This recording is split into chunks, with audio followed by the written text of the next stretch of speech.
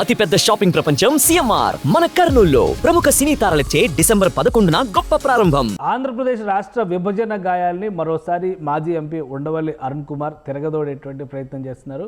ఎవరు ఊహించిన విధంగా డిప్యూటీ సీఎం పవన్ కళ్యాణ్కి ఓ లేఖ రాశారు. ఇందులో విభజన సందర్భంలో జరిగినటువంటి అంశాలను ప్రస్తావిస్తూ గత 10 ఏళ్లలో తాను చేస్తున్నటువంటి న్యాయ పోరాటానికి రాజకీయంగా వివిధ పార్టీలు సహకరించాయి, కానీ పూర్తి స్థాయిలో ఎవరూ మద్దతు ఇవ్వలేదని, మరోవైపు అన్యాయాన్ని నిలువరించడంలో లేదా జరిగిన అన్యాయాన్ని లోక్సభలో కానీ రాజ్యసభలో కానీ ప్రస్తావించడంలో ఏ పార్టీ సాహసం చేయడం లేదంటూ విమర్శలు చేశారు.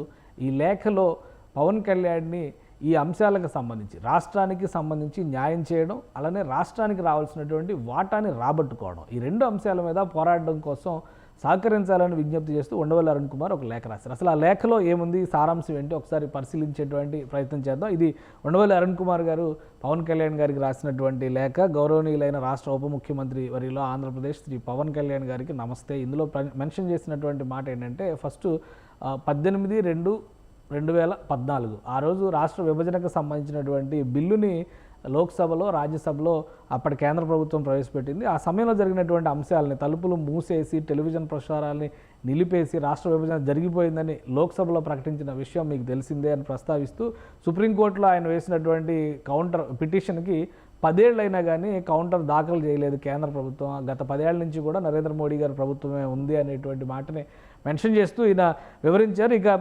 2018లో జనసేన పార్టీ ఏర్పాటు చేసినటువంటి పవన్ కళ్యాణ్ గారు ఏర్పాటు చేసినటువంటి ఫ్యాక్ట్ ఫైండింగ్ కమిటీ కేంద్రం నుంచి ఆంధ్రప్రదేశ్కి రావాల్సిన బకాయిల వాటా 74,542 కోట్లని లెక్క తేల్చింది. సో ఈ వాటాని రాబట్టుకోవాల్సినటువంటి బాధ్యత ఇప్పుడు మీ పైన ఉంది అనేటువంటి ప్రస్తావన చేస్తూ గతంలో జరిగినటువంటి ప్రక్రియ అంటే 2018లో చంద్రబాబు నాయుడిని కలిసి వివరించడం, అప్పటి లోక్సభలో జరిగినటువంటి రికార్డులను చంద్రబాబు నాయుడు గారి దృష్టికి తీసుకెళ్లడం, కానీ అవి ఏవి కూడా ఆయన మద్దతు ప్రకటించినప్పటికీ రాష్ట్రం తరఫున అఫిడవిట్ దాఖలు చేయించాలని నిర్ణయం తీసుకున్నప్పటికీ కూడా ఏది కూడా అమలు కాలేదు అనేటువంటి మాట చెప్తున్నారు. ఇక విజయవాడలో 2019లో ఏర్పాటు చేసినటువంటి సమావేశానికి వైఎస్ఆర్సీపీ, కమ్యూనిస్టు పార్టీలు తప్ప మిగిలిన అన్ని పార్టీలకు చెందిన నాయకులు హాజరయ్యారు. జనసేన పార్టీ అధ్యక్ష హోదాలో మీరే అంటే పవన్ కళ్యాణ్ గారే అటెండ్ అయ్యారు. తర్వాత ఎవరు అధికారంలోకి వచ్చినా కానీ రాష్ట్రానికి జరిగినటువంటి అన్యాయాన్ని ప్రస్తావించాలనేటువంటి ఆలోచన చేశారు. అప్పుడు 2019 ఎన్నికల్లో జగన్మోహన్ రెడ్డి అధికారంలోకి వస్తే ఆయనకు కూడా ఒక లేఖ రాశాం, గతంలో చంద్రబాబు నాయుడు గారికి రాసినట్టే. దానిపైన జగన్మోహన్ రెడ్డి గారి కార్యాలయం అసలు సమాధానం కూడా ఇవ్వలేదనేటువంటి మాటని ప్రస్తావించారు ఉండవల్లి అరుణ్ కుమార్ గారు. ఇక 2022లో సుప్రీంకోర్టులో విచారణలో ఆయన వేసినటువంటి రిట్ పిటిషన్లో మార్పులు కొన్ని చేశారు. రాజ్యాంగ విరుద్ధంగా జరిగినటువంటి ఆంధ్రప్రదేశ్ రాష్ట్ర విభజనని దృష్టిలో ఉంచుకొని ఇకపైన రాష్ట్రాల విభజనకు ఏం చేయాలో స్పష్టమైన గైడ్లైన్స్ ఇవ్వమని, విభజన ద్వారా నష్టపోయిన ఆంధ్రప్రదేశ్కి విభజన చట్టం చట్టం ప్రకారం ఇస్తామన్నవి రాజ్యసభలో ప్రధానమంత్రి ఇచ్చినటువంటి హామీని అమలు చేయాలనేటువంటిది అంశాన్ని ఆయన అఫిడవిట్లో మార్పులు చేయడం ద్వారా ప్రస్తావించారు. తర్వాత ఎవరు ఊహించిన విధంగా 2022లో ఒక ప్రస్తావన జరిగింది.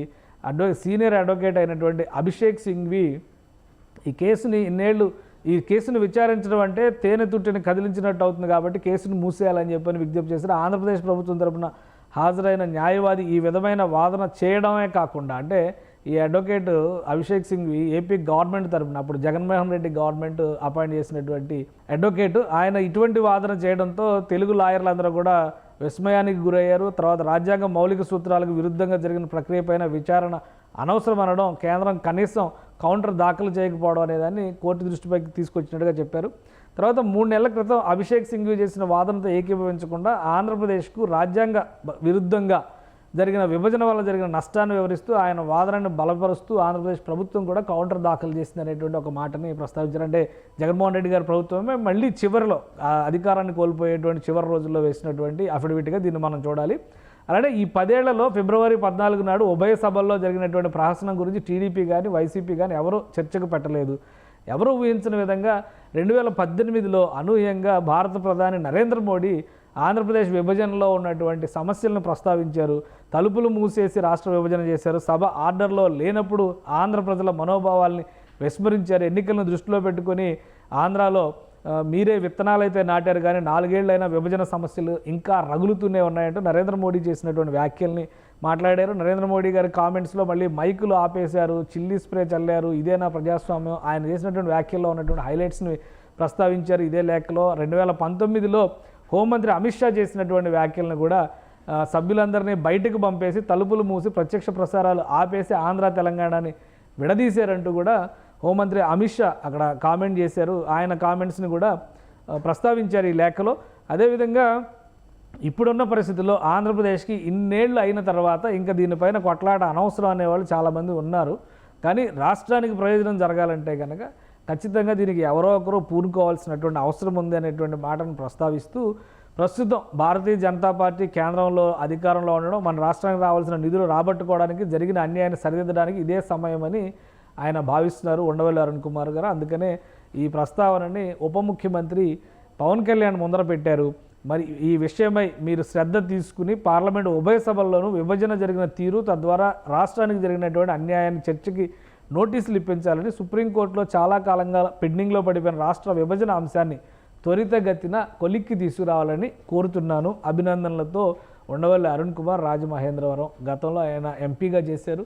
కాంగ్రెస్ పార్టీలో కీలక నేతగా ఉన్నారు. వైఎస్ రాజశేఖర రెడ్డికి సన్నిహితంగా ఉన్నారు. రాష్ట్ర విభజన తర్వాత రాజకీయాలకు అన్నిటికీ కూడా దూరంగా ఉన్నారు. అయితే రాష్ట్ర ప్రయోజనం, రాష్ట్రానికి సంబంధించినటువంటి సమస్యల గురించి వచ్చినప్పుడల్లా ఉండవల్లి అరుణ్ కుమార్ మాట్లాడుతూనే ఉన్నారు. సో రాష్ట్ర విభజన జరిగినటువంటి తీరు అన్యాయమని ప్రధానమంత్రి, కేంద్ర హోంమంత్రి కూడా ప్రస్తావించిన సందర్భంలో ఇప్పుడు రెండు చోట్ల ఎన్డీఏ ప్రభుత్వమే ఉన్నటువంటి నేపథ్యంలో రాష్ట్రానికి జరిగినటువంటి అన్యాయాన్ని సరిచేసేందుకు సుప్రీంకోర్టు ద్వారా ఆర్డర్ ఇప్పించేందుకు కూడా పవన్ కళ్యాణ్ పూనుకోవాలనేటువంటి విజ్ఞప్తిని ఉండవల్లి అరుణ్ కుమార్ చేస్తున్నారు. దీనిపైన ఉప ముఖ్యమంత్రి ఏ విధంగా రియాక్ట్ అవుతారు? ఒకవేళ ఆయన ఉండవల్లి అరుణ్ కుమార్ని గతంలో కూడా పిలిచి మాట్లాడినటువంటి సందర్భాలున్నాయి. ఫ్యాక్ట్ ఫైండింగ్ కమిటీ ఏర్పాటు చేయడం ద్వారా రాష్ట్రానికి రావాల్సినటువంటి బకాయిలు లేదా విభజన ఆస్తుల గురించి పవన్ కళ్యాణ్ గతంలో కూడా పదే పదే మాట్లాడారు. సో ఇప్పుడు ఈ లేఖ తర్వాత ఆయన రియాక్షన్ ఏ విధంగా ఉంటుందనేది ఆసక్తికరంగా మారింది. సుమన్ టీవీలో మీ పర్సనల్ అండ్ బిజినెస్ ప్రమోషన్స్ కోసం కింది నెంబర్కి కాంటాక్ట్ చేయండి.